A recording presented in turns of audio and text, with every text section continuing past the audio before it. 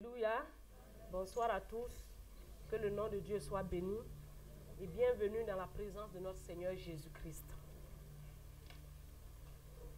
Donc nous sommes là encore ce soir à notre réunion du mercredi et nous croyons que le Seigneur a quelque chose à nous dire ce soir. Nous allons lire un texte.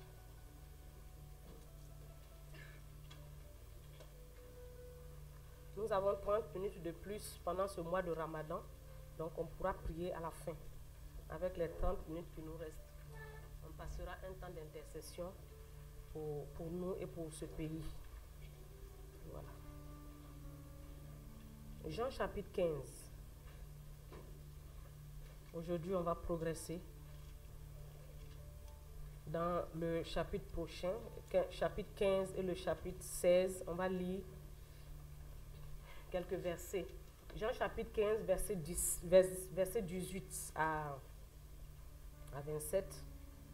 Le deuxième, c'est Jean chapitre 16, le verset 5 jusqu'au verset 11. Le troisième passage, c'est Romains chapitre 10, verset 14 à 16. Et on va lire un autre verset après. Jean chapitre 15. À partir du verset 18, je lis. Si le monde vous hait, sachez qu'il m'a haï avant vous. Si vous étiez du monde, le monde aimerait ce qui est à lui. Mais parce que vous n'êtes pas du monde et que je vous ai choisi du milieu du monde, à cause de cela, le monde vous hait. Souvenez-vous de la parole que je vous ai dite. Le serviteur n'est pas plus grand que son maître. S'ils m'ont persécuté, ils vous persécuteront aussi. S'ils ont gardé ma parole, ils garderont aussi la vôtre. Mais ils vous feront toutes ces choses à cause de mon nom, parce qu'ils ne connaissent pas celui qui m'a envoyé. Si je n'étais pas venu et que je ne leur eusse point parlé, ils n'auraient pas de péché. Mais maintenant, ils n'ont aucune excuse de leur péché. Celui qui me hait, est aussi mon Père. Celui qui n'avait pas fait, si je n'avais pas fait parmi eux des œuvres que nul autre n'a faites, ils n'auraient pas de péché. Mais maintenant, ils les ont vus et ils ont haï, et moi et le Père. Mais cela est arrivé afin que s'accomplisse la parole qui est écrite dans leur loi. Ils m'ont haï sans cause.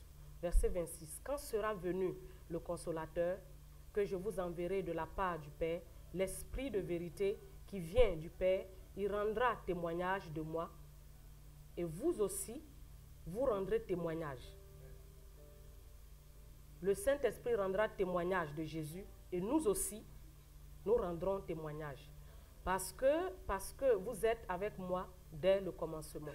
Je vous ai dit ces choses, je rentre dans le chapitre 16, je vous ai dit ces choses, non, je saute tout ça jusqu'au verset 5. Maintenant, je m'en vais vers celui qui m'a envoyé et aucun de vous ne me demande où vas-tu. Mais parce que je vous ai dit ces choses, la tristesse a rempli votre cœur. Cependant, je vous dis la vérité. Il vous est avantageux que je m'en aille, car si je ne m'en vais pas, le consolateur ne viendra pas vers vous. Mais si je m'en vais, le consolateur, je vous l'enverrai. Je vous l'enverrai. Et quand le consolateur sera venu, le verset 26, il parle de quand le consolateur sera venu. Le verset 8 du chapitre 16, il dit, et quand le consolateur sera venu, il convaincra le monde en ce qui concerne le péché, la justice et le jugement. Verset 9, en ce qui concerne le péché, parce qu'il ne croit pas à moi, la justice, parce que je vais au Père et que vous ne me verrez plus, le jugement, parce que le prince de ce monde est déjà jugé. Romains chapitre 10.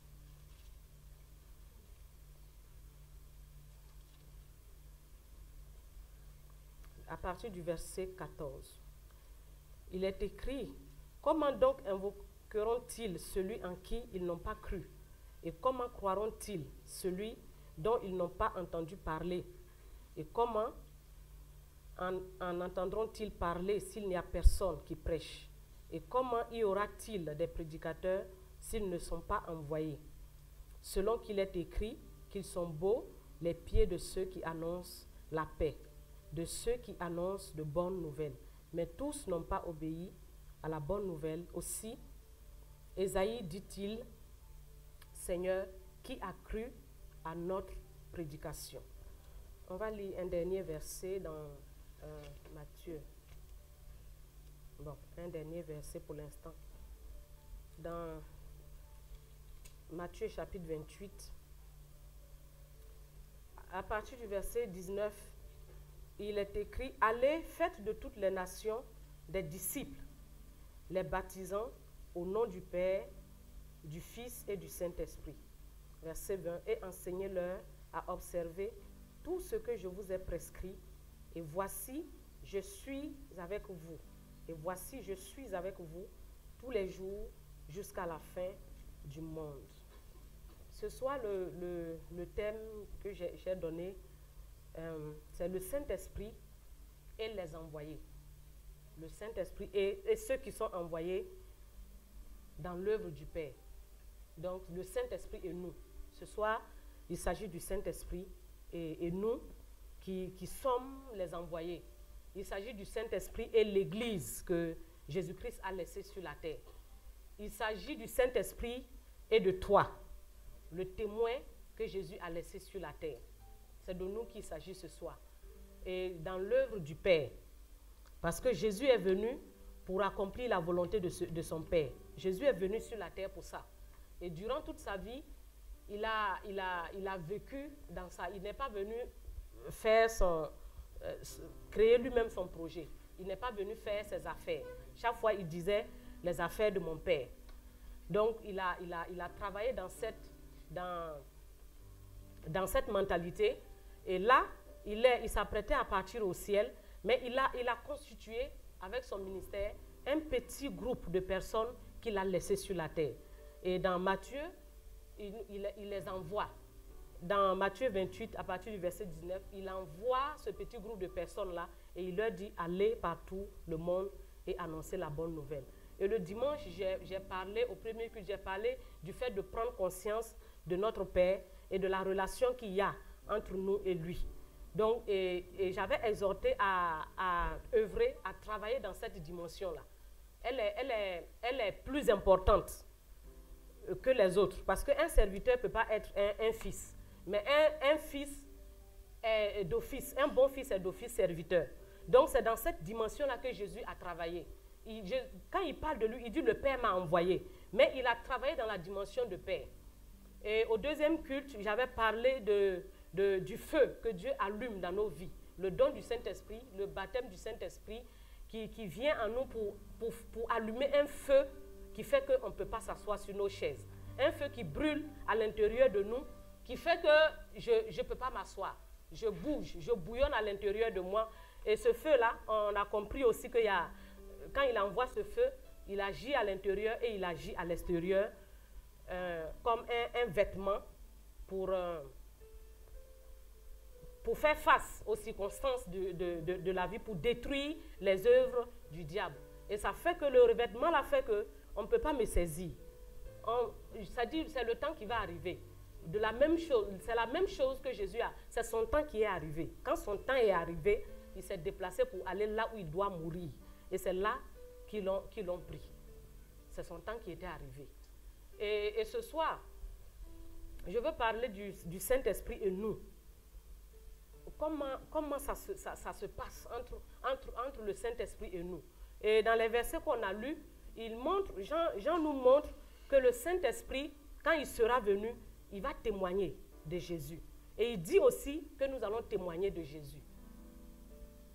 Et la deuxième partie où il parle de quand le Saint-Esprit viendra, quand le Consolateur viendra, il a dit que le Saint-Esprit convaincra. C'est lui qui va convaincre le monde. Il va convaincre le monde de péché, il va le convaincre de justice et de jugement. Mais je me suis posé la question, quand le Saint-Esprit vient, où est-ce qu'il se tient pour convaincre le monde? Parce que on avait vu la dernière fois que le Père a donné le Saint-Esprit pour les fils. Pour les fils. Et puis la Bible me dit, le Saint-Esprit vient, il convaincra. Est-ce qu'il vient rester dans le cœur du monde, dans le cœur des gens du monde pour les convaincre, ou est-ce qu'il reste? Et si vous avez bien compris les messages passés, il vient habiter en nous. Le Saint-Esprit nous a été donné pour être en nous et pour opérer au travers de nous. C'est nous qui sommes la solution du monde. C'est nous que Dieu a placé ici pour faire maintenant ce qui reste. Parce que dans Jean, chapitre 14, chapitre 15, chapitre 16, il parle de la venue du Saint-Esprit. Mais quand il parle de la venue du Saint-Esprit, il vient pour être en nous. Il ne vient pas pour être en l'air. Parce que Dieu, il est omniprésent. Il est omniprésent. Mais Dieu ne se manifeste pas dans son omniprésence. C'est-à-dire, il est à la mosquée. Mais il fait quoi là-bas? Il fait rien. Oui. Mais ici, vous le voyez agir. Vous le voyez se manifester. Vous le voyez. Il est partout. Partout, il est partout. Il est omniprésent. Il est dans les boîtes de nuit. Oui, ça peut choquer, mais il est partout. Mais il ne fait rien là-bas. Il ne fait rien. Mais ici, vous voyez le Saint-Esprit faire quelque chose.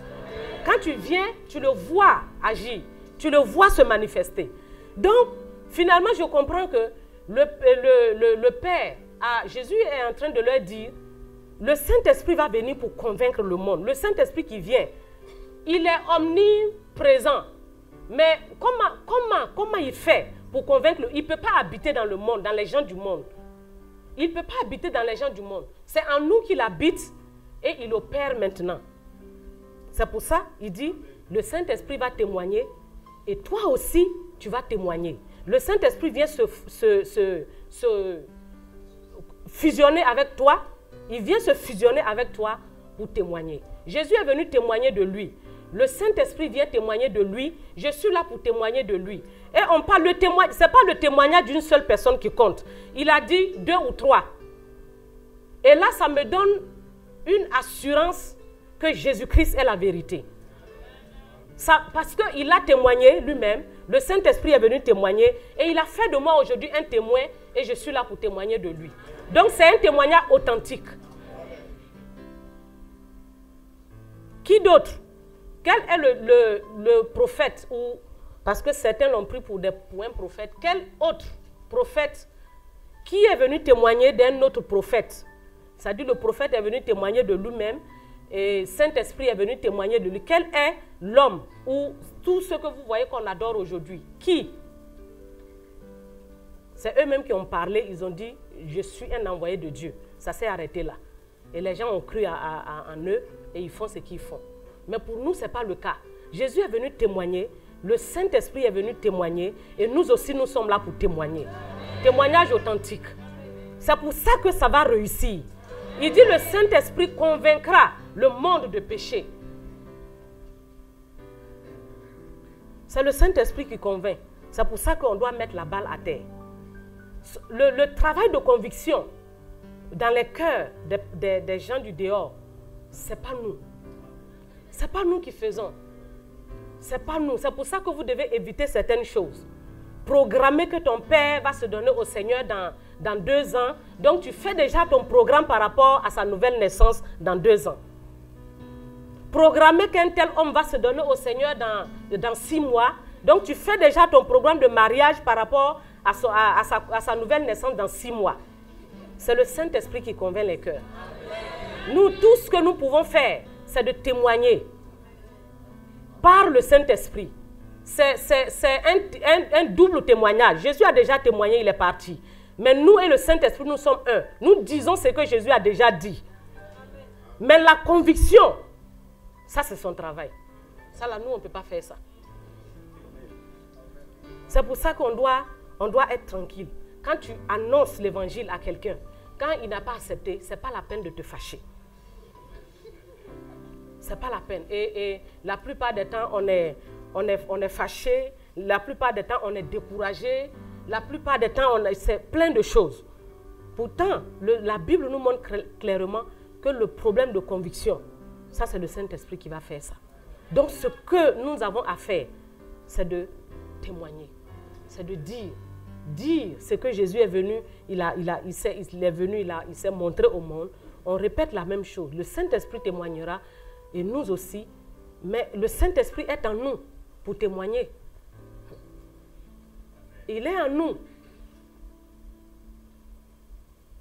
Donc pour convaincre les gens du monde, le Saint-Esprit a besoin que je bouge. C'est pour ça qu'il a mis un feu. C'est pour ça que ce feu-là est allumé dans mon cœur pour que je puisse me bouger moi-même. Pour que je puisse aller de l'avant, pour que je quitte ma place, ma zone de confort, pour que je bouge. Parce que le Saint-Esprit est venu pour convaincre le monde. Vous savez, à la fin de toute chose, tout homme sur la terre sera convaincu de ces choses. Tout homme, que ce soit les sauvés et ceux qui ne seront pas sauvés, ils seront tous convaincus de ça. Parce qu'au jugement, il n'y a personne qui viendra dire « Ah, vraiment Jésus, je ne savais pas. Je n'avais pas vraiment entendu parler de toi. » Il n'y a pas ça. Il y a un moyen. Je sais qu'il y a des gens... Un jour, on a soulevé le débat. Bon, on n'a pas vraiment trouvé la solution. Que des gens qui sont morts sans connaître Christ. Tu ne peux pas savoir. Tu peux pas savoir ce qui s'est passé dans sa vie. Tu ne peux pas savoir à la dernière minute ce qui s'est passé dans sa vie. Tu ne sais pas parce que Dieu est juste. Il ne va pas condamner quelqu'un pour rien. Il ne condamnera pas quelqu'un pour rien. Il est juste. Donc au dernier jugement, tout le monde sera convaincu de ça. Je ne sais pas, mais tout le monde sera convaincu de cette vérité. Il dit, convaincu de quoi? Du péché, convaincu de justice et convaincu du jugement. Le monde ne connaît pas le Saint-Esprit. Il passe par nous pour accomplir toutes ces choses. On va aller maintenant dans, point par point, pour voir en quoi est-ce que cela peut nous concerner. Nous concerner si le Saint-Esprit est en moi et qu'il veut convaincre quelqu'un de péché. Je vais appuyer ce que je viens de dire avec un passage dans Jean chapitre 3. Jean chapitre 3, le verset 18. Parce que la première des choses qu'il évoque dans le fait de convaincre le monde, il parle du péché. Et puis il dit, parce que, lisons d'abord Jean chapitre 3, le verset 18, et puis après je vais revenir dans Jean chapitre 16. Il dit, celui qui croit en lui n'est point jugé, mais celui qui ne croit pas est déjà jugé. Pourquoi?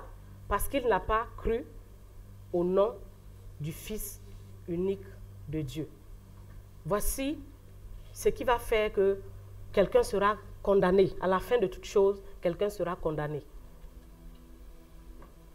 Ça m'interpelle parce que là, on ne dit pas que celui qui sera condamné à cause d'un tel péché, citer le nom d'un péché, à cause du mensonge, à cause de ceci, à cause du vol, mais il dit qu'il sera condamné. Pourquoi? Parce qu'il n'a pas cru au Fils de Dieu. Donc, depuis que Jésus est venu, le péché n'a plus de pouvoir sur l'homme. Depuis que Jésus est venu, le péché n'envoie plus quelqu'un à l'enfer. Ce qui va envoyer quelqu'un à l'enfer, c'est le fait de ne pas croire en Jésus.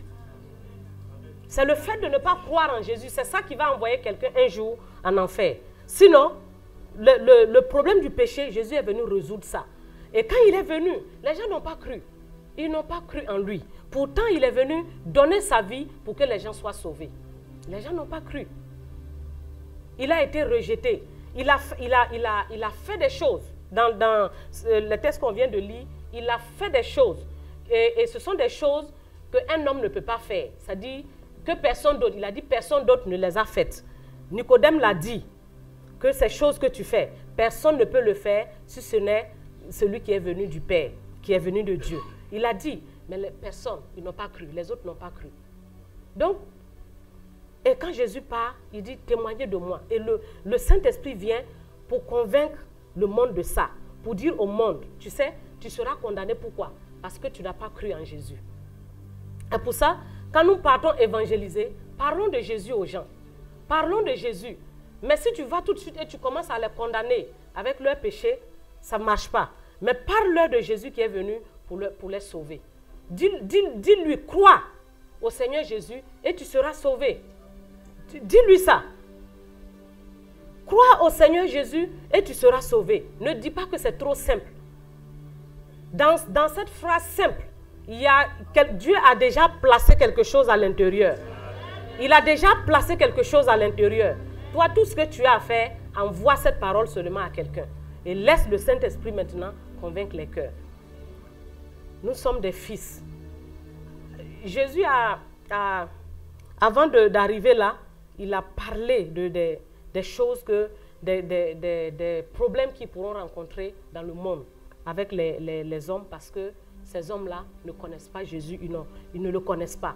Donc ils étaient tristes. Jésus a raconté comment ils vont souffrir. Il dit, moi je suis le maître. S'ils m'ont fait cela, à plus forte raison, vous les serviteurs. Vous les serviteurs, ils vont vous faire la même chose. Mais Jésus a triomphé de toutes ces choses. Jésus a triomphé de tout cela. Il a fait tout ce qu'il avait à faire et lui-même il a pris ses pieds pour aller à Jérusalem, pour aller se livrer. Donc c'est la même chose. Il est notre maître. C'est lui que nous suivons. Il a traversé toutes ces choses. Nous aussi, nous pouvons emboîter le pas. Peut-être que jusqu'ici, tout va bien. Tout va bien, non? Tout va très bien. Il n'y a pas de bon, à part le petit SMS qui est venu la dernière fois. Mais tout va bien. Tout va bien. Tout va bien. Donc, on espère que tout continuera à aller bien, comme ça. Mais si le monde se lève, nous ne devons pas avoir peur du monde. Jésus l'a déjà vaincu. Le Saint-Esprit est venu en nous pour ça. Jésus a déjà vaincu le monde. Le monde est déjà vaincu. Donc, si le monde se lève avec sa haine contre nous, nous n'avons pas à nous inquiéter. L'ennemi peut passer autrement. Ici, ce sont des hommes qui se sont levés. Mais les circonstances de la vie peuvent être ces choses que le monde utilise pour venir contre nous. Les circonstances de la vie, c'est-à-dire la corruption dans le monde. Parce que toi, tu es un chrétien. Tu ne peux pas rentrer dans ces choses. Mais parce que tu ne veux pas rentrer dans ces choses, tu es bloqué quelque part. Tu vas déposer ton papier, il faut d'abord faire quelque chose. Et toi, en tant que chrétien, tu ne veux pas te compromettre. Et quand tu ne fais pas ça, ton dossier est bloqué. Et l'ennemi se sert de ces choses-là pour nous faire souffrir. Mais Dieu a déjà tout prévu. Il a mis le Saint-Esprit en nous. Il y a le fruit du Saint-Esprit. Dans le fruit du Saint-Esprit, il y a la patience. Il y a la persévérance. Il y a la joie. Il y a la paix à l'intérieur de tout ça. Donc, il a préparé. Il ne les a pas abandonnés. Il n'a pas dit débrouillez-vous. Mais il a dit ne soyez pas tristes. Je vais envoyer le Saint-Esprit. Le Saint-Esprit porte en lui, comme je le disais le dimanche, le fruit de l'Esprit qui vient pour nous donner la vie, pour nous donner la joie, qui fait que malgré tout, nous tenons ferme. Parce qu'il ne faudrait pas qu'on soit distrait. Nous sommes en train de faire les affaires de notre Père. Il n'y a rien qui doit venir nous distraire. Et nous devons vivre toujours, continuellement, dans cette mentalité, que je suis dans les affaires de mon Père. Et c'est nous, ce n'est pas quelqu'un d'autre. C'est nous. Et ce qui est dans ce pays, c'est nous qui sommes là, ici. Je sais qu'il y a d'autres églises. Mais nous, par rapport à tout ce monde, si on fait le pourcentage, on n'est pas beaucoup, hein? On n'est pas beaucoup. Mais on peut ici, parce que le Saint-Esprit est là. Le Saint-Esprit est en chacun. On peut tout renverser. On peut tout renverser. Parce que le Saint-Esprit est en nous et c'est lui qui convainc. On va lire un passage dans Daniel. parlant de conviction, Dieu a convaincu des gens. Il y a un méchant roi, il s'appelle Nebuchadnezzar. D'autres versions me disent Nebuchadnezzar. Pour vous dire...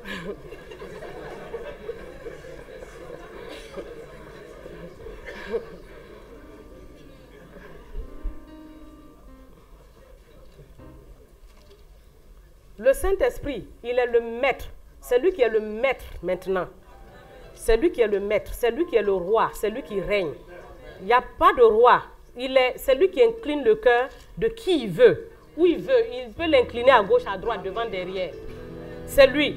Dans Daniel chapitre 3, verset 26.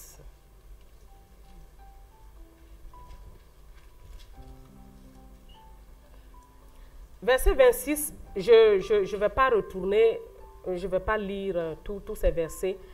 Mais ensuite, Nebuchadnezzar s'approcha de l'entrée de la fournaise ardente.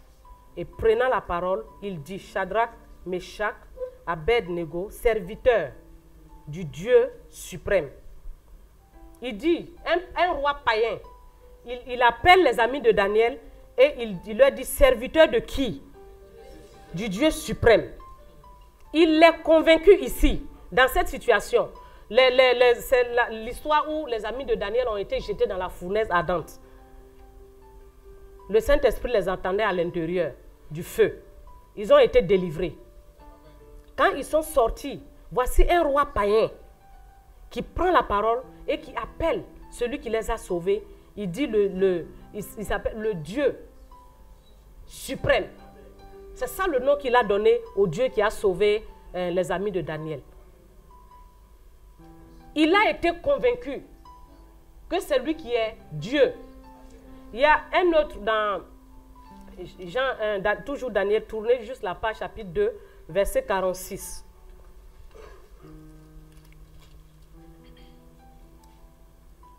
C'est le même roi. Alors le roi Nebuchadnezzar tomba sur sa face et se prosterna devant Daniel.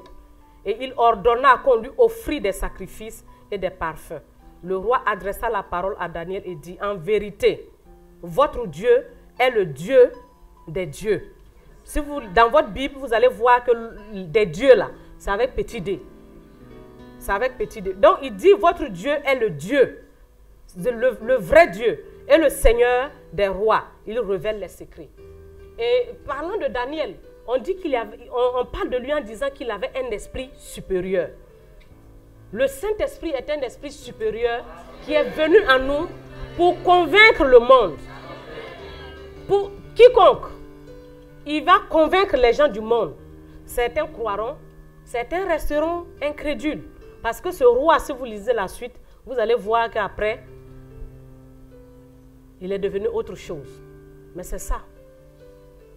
Mais tous croiront, tous verront et ils croiront. Il dit, ils seront convaincus. Le Saint-Esprit fera ce travail dans leur vie. Mais il est à l'intérieur de nous. Il est à l'intérieur. Le Saint-Esprit n'est pas livré comme ça. Il est Dieu, mais ce n'est pas comme ça. Il est à l'intérieur de nous et il fait. Daniel avait un esprit supérieur. Tu as un esprit supérieur. Tu as le Saint-Esprit en toi. Tu as le Saint-Esprit. Et au travers de toi, Dieu veut toucher les gens les plus méchants. Dieu veut toucher les gens les plus mauvais. Les gens dont les cœurs sont durs. Dieu veut le faire. Pourquoi? Parce qu'il a mis le Saint-Esprit, celui qui est capable de convaincre les cœurs, en toi.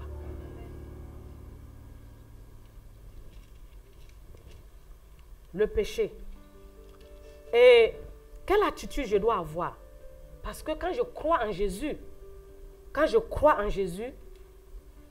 ma nature de péché a été ôtée. Je n'ai plus cette nature pécheresse. Donc je ne pêche plus. Et le Saint-Esprit, parce que pour que celui qui convainc de toutes ces choses habite quelque part, ça veut dire que là où il habite, cette personne a été déjà convaincue de péché, convaincue de tout ça. Oui, il a été convaincu de tout ça. Même si tu n'as pas expérimenté dans la réalité, mais en fait, tu as cru au sacrifice de Jésus qui englobe tout ça. Au sacrifice de Jésus qui englobe tout ça. Justice, le fait de croire en Jésus, la justice et le fait que Satan il est déjà condamné parce qu'il n'y a plus de solution pour Satan. Hein. Pour aller au ciel, il n'y a plus de solution. Tout ça, c'est contenu dans la croix. Donc, quelqu'un en qui le Saint-Esprit habite est déjà convaincu de toutes ces choses. Mais si tu n'es pas encore bien convaincu, crois ça. Crois ça de tout ton cœur. Donc, je suis libérée. Et dans ce monde, on me voit vivre heureux parce que le péché rend triste. Mais quand je suis libérée de la nature du péché, je suis joyeuse tous les jours. Je suis dans le même monde avec... Jésus a prié pour ne pas qu'il soit ôté du monde. Donc, on est là dans le même monde. C'est vrai qu'il y a un monde spirituel dans lequel nous sommes. Mais dans le naturel, on est dans le même monde. Les gens ne s'en sortent pas. Mais comment je fais, moi, pour m'en sortir? Ma vie est un témoignage pour dire à l'autre, crois en Jésus. Ma vie parle, ma vie dit aux gens, si tu ne crois pas en Jésus, tu seras condamné. C'est parce que j'ai cru en Jésus que tu me vois comme ça. Que tu me vois joyeuse tous les jours. Tu me vois surmonter les situations de la vie. Tu me vois dominer sur le péché. Parce que le péché n'a plus de pouvoir, n'a plus d'emprise sur ma vie. Pourquoi? Parce que Jésus-Christ est mort pour moi. Et je crois en ça. Parce que je crois en ça, la réalité de cela devient pour moi.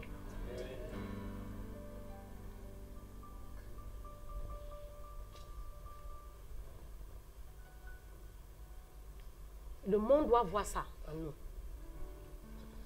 Le monde doit voir. Tu ne peux pas aller témoigner. Toi-même, quand le païen même te voit, il a pitié, il veut t'aider. Il veut t'aider. Et puis tu vas dire que Jésus est mort. Tu vas lui dire quoi? Ça doit être une réalité pour nous-mêmes. On doit croire en Jésus. C'est ça qui fait de nous ce que nous sommes. C'est ça qui fait de nous enfants de Dieu. Croire qu'il est mort pour nous. Croire qu'il a pris parce que la nature du péché, ça dénature les gens. Ça rend les gens pas beaux. Ça rend les gens pas beaux. C'est pas le péché, le salaire du péché, c'est la mort. La Bible dit c'est la mort. Le salaire du péché, c'est la mort. Parce que le péché n'est pas bon. Le péché en toi, c'est pas bon. Ça te détruit. Mais Jésus est venu pour nous libérer. Donc, le Saint-Esprit est en moi. Et quand je passe, le Saint-Esprit par ma vie convainc les gens. Il leur dit, regarde, crois en Jésus. Crois en Jésus. Crois en Jésus. Crois en Jésus. Quand je passe, le Saint-Esprit parle aux païens. Crois en Jésus. Crois. Deuxième chose, il convainc le monde de justice. De justice. À cette époque, les gens ne croyaient pas que Jésus était le Fils de Dieu. Quand ils disaient qu'il était Fils de Dieu, les Marocains diraient chouma. Ils ne croient pas que Jésus est Fils de Dieu. Si tu ne crois pas que Jésus est Fils de Dieu, ton salut est nul. Parce que un homme, s'il n'est pas Dieu, s'il n'est pas le Fils de Dieu, je vais dire, il est venu de Dieu, il est venu d'en haut. Il n'a pas de nature, il n'a pas de péché en lui, il n'avait pas commis de péché. Pourquoi? Parce qu'il est né d'en haut. Il est né il a été conçu par le Saint-Esprit. Il n'a pas connu le péché. Et il est venu, Dieu a fait ça. Dieu l'a envoyé sur la terre pour nous sauver. Il est la justice même de Dieu. Il est juste. Il est la justice, il est juste. C'est pour ça qu'il a pu faire de nous justice aussi. Il n'a pas fait de nous seulement justes, mais il a fait de nous justice. Donc, quand tu es dans le monde comme ça, tu passes. Le Saint-Esprit convainc le monde que voici la justice de Dieu qui passe. Mais il faut que ça se voie dans ta façon de parler, dans ta façon d'agir, surtout dans ta façon d'agir, dans ta façon de te comporter. Tu es la justice de Dieu. Tu n'es pas juste, seulement juste. Tu es la justice de Dieu. Et tu es là, sur cette terre, pour montrer que c'est Dieu qui a raison, que la vérité est du côté de Dieu.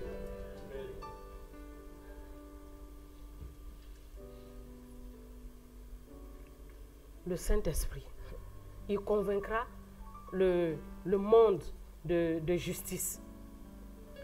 Qui a vu pendant que Jésus était sur la terre, et puis après la mort, la résurrection, il devait aller au ciel. Ce sont les disciples qui l'ont vu retourner au Père. C'est eux qui l'ont vu retourner au Père.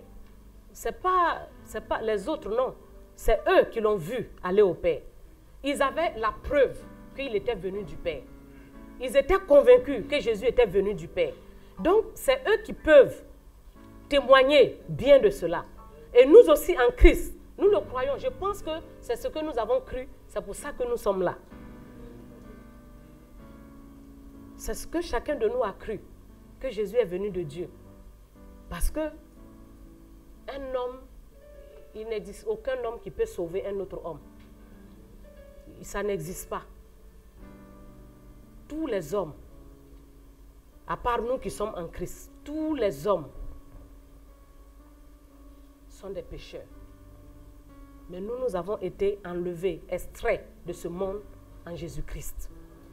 Nous sommes la justice de Dieu. Nous avons été placés. Et Dieu, le Père, veut convaincre le monde de ça. Il veut convaincre.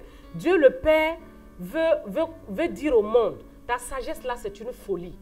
Mais c'est ma parole qui est la vérité. C'est ce que je dis, la justice de Dieu. Cherchez premièrement le royaume de Dieu et sa justice. Ce que Dieu dit. Il y a une version qui dit la volonté de Dieu.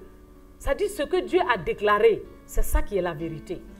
C'est ça qui est juste. Donc, on a été placé pour appuyer cela. Pour que le monde voit que leur sagesse là, elle ne tient pas. Pour que le monde voit que leur sagesse est une folie. Mais il faut que le monde voit des gens qui croient en ce que Dieu dit, qui pratiquent. Et quand ils pratiquent, ils voient le résultat dans leur vie. Ils voient. Et quand tu parles, et le Saint-Esprit parle au travers de toi, les cœurs sont convaincus. Les cœurs sont touchés. Parce qu'ils voient le résultat. Ils voient le monde. La sagesse du monde est une folie. Dieu dit c'est une folie. Et si tu veux t'appuyer sur cette sagesse, tu deviendras fou. Si tu veux t'appuyer sur cette sagesse, tu vas te perdre. Si tu veux t'appuyer sur cette sagesse, tu es conduit, tu prends le chemin de la mort. La sagesse du monde conduit à la mort. Mais la sagesse de Dieu conduit à la vie. Elle conduit à la vie. Et Dieu nous a mis là. Il dit, Père, je ne te prie pas de les ôter du monde. Je te prie de les préserver. Et notre attitude, notre attitude doit compter. Si nous croyons que nous sommes la justice de Dieu, ce que Dieu dit, c'est ce que nous devons vivre. C'est ce que nous devons pratiquer. C'est ce que nous sommes là, comme je ne cesserai de revenir dessus, dans l'œuvre du Père, dans les affaires du Père. Il faut que les affaires du Père progressent. Il faut que les affaires du Père se fructifient. Il faut que ça, quand tu fais une affaire, tu veux que chaque année, ça aille de l'avant. Tu veux que chaque année, il y ait de l'abondance. Ça continue de grandir.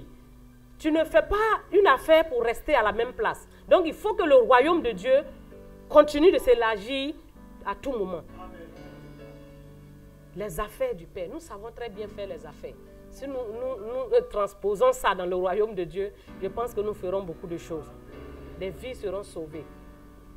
Troisième point, ça c'est convaincu. Il convaincra le monde de jugement. Pourquoi? Parce que le prince de ce monde, est déjà jugé.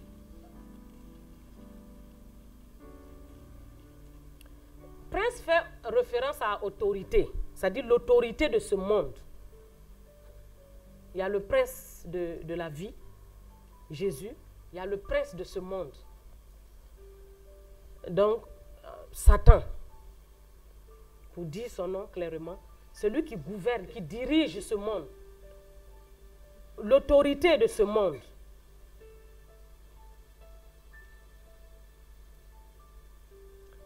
Dimanche, je parlais du revêtement, du fait d'être revêtu. Déjà, lisons un passage d'abord dans Colossiens chapitre 2, et puis je reviens. Colossiens.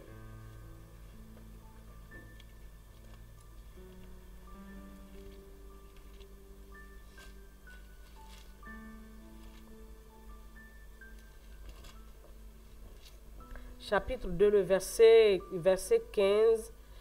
On parle ici il dit, il a dépouillé, si on lit un peu plus haut, verset 12. Ayant été ensevelis avec lui par le baptême, vous êtes aussi ressuscités avec lui et avec lui par la foi en la puissance de Dieu qui l'a ressuscité des morts. Vous qui étiez morts par vos offenses et par l'incirconcision de votre chair, il vous a rendus à la vie avec lui en nous faisant grâce pour toutes nos offenses. Il a effacé l'acte dont les ordonnances nous condamnaient et qui subsistait contre nous. Et il l'a détruit en le clouant à la croix. Verset 15, il a dépouillé les dominations et les autorités. Et il les a livrées publiquement en spectacle, en triomphant d'elles à la croix. Jésus a triomphé du prince de ce monde à la croix. Il a déjà triomphé de lui. Il a déjà réglé son cas. Il a déjà vaincu. Pour lui, c'est fini. Il n'y a plus de solution. Il ne peut plus revenir en arrière. Satan a été déchu. Il a été déchu avec certains anges et c'est fini pour lui. Mais ce qu'il fait maintenant, c'est qu'il cherche des gens avec qui partir. Il cherche des hommes. C'est ça son travail. Il aveugle les gens. Il met un voile pour aveugler les gens, pour ne pas que les gens voient briller l'évangile de Jésus, pour sortir des ténèbres. Mais la Bible me dit que Jésus l'a déjà cloué à la croix. Donc il n'a plus d'autorité sur ma vie. Et en Christ, je crois que Satan est déjà vaincu. On dit qu'il est déjà jugé, condamné. Je le crois. Je crois aussi que tu crois cela. Et le Saint-Esprit est venu en toi pour convaincre le monde de cette vérité. Pour convaincre le monde de cette vérité. Combien de gens sont encore aujourd'hui sous l'emprise du diable? Combien? Je parle même des chrétiens. Combien ont peur encore de Satan? Combien ils sont?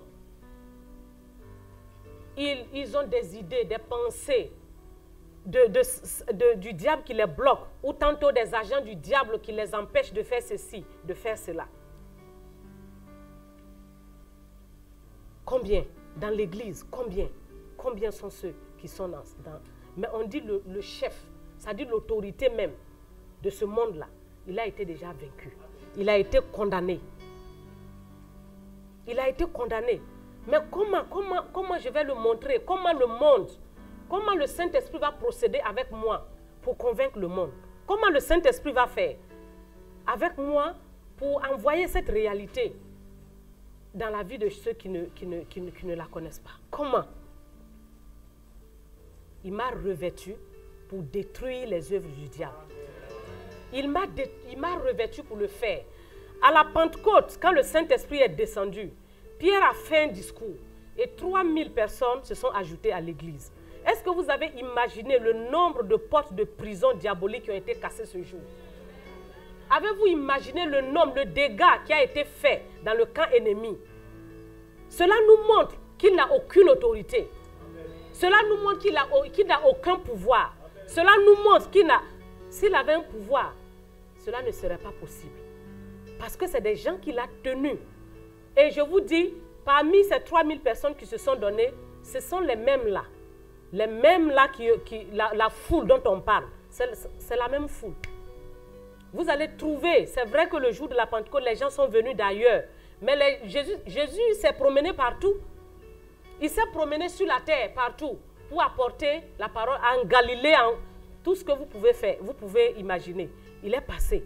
Mais ce sont ces mêmes personnes. Mais ce jour-là, quand il a envoyé, c'est même pas, je ne dis même pas quand il a prêché, quand il a envoyé un discours, un simple discours, avec la puissance du Saint-Esprit, avec la puissance du Saint-Esprit qui l'accompagnait, avec le Saint-Esprit en lui, celui qui convainc les cœurs des gens, ce jour-là, les portes des prisons ont été brisées.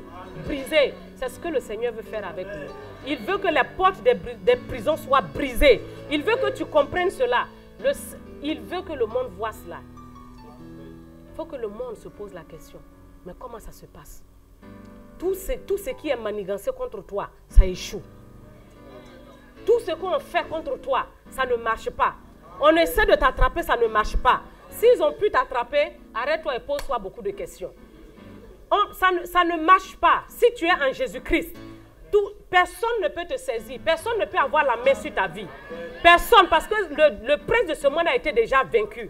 Il a été déjà condamné. Il n'a aucune autorité. Tout ce qu'il fait, il passe par les ruses. Par les ruses. Ouvre un peu les yeux. Ouvre un peu les yeux. Et tu verras qu'il n'y a rien. Pourquoi? Parce qu'il est vaincu. Et ça, le Saint-Esprit est en toi pour convaincre ça, pour convaincre le monde de cette réalité. Et je pense que les gens du monde en ont besoin. Le diable maltraite les gens. Le diable fait souffrir les gens. Il est méchant. Il est méchant, pas plus qu'aujourd'hui. On a perdu une sœur à l'église ici. On a perdu une sœur. Je suis allée, elle est couchée par terre, comme ça. Le diable est mauvais, il est méchant.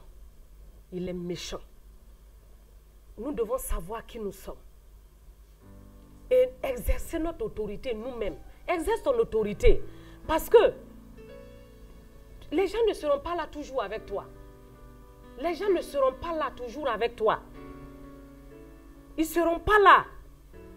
Peut-être ils veulent bien venir, mais un empêchement, quelque chose fait que quelqu'un ne peut pas venir exercer l'autorité sur toi. Mais toi-même, fais-le. Parce qu'il a déjà été vaincu. Le plus petit enfant dans le royaume de Dieu est il n'y a pas de comparaison. Le plus petit dans le royaume de Dieu, il n'y a pas de comparaison. Il a été vaincu. Et Dieu nous a placés ici. Il a mis le Saint-Esprit en nous pour convaincre le monde de cette vérité-là. Les gens souffrent. Les gens ont des problèmes. Les gens souffrent. J'ai entendu aujourd'hui de début janvier jusqu'à juin, il y a 28 Ivoiriens qui sont morts au Maroc ici.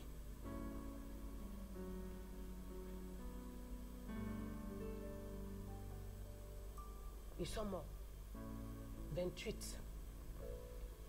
Aujourd'hui, c'était 27. Aujourd'hui, la personne là, c'était la 28e personne. Exerçons notre autorité. Et allons dans ce monde pour dire aux gens que Jésus est la solution. Pourquoi mourir comme ça alors que Jésus est là? Jésus a vaincu Satan.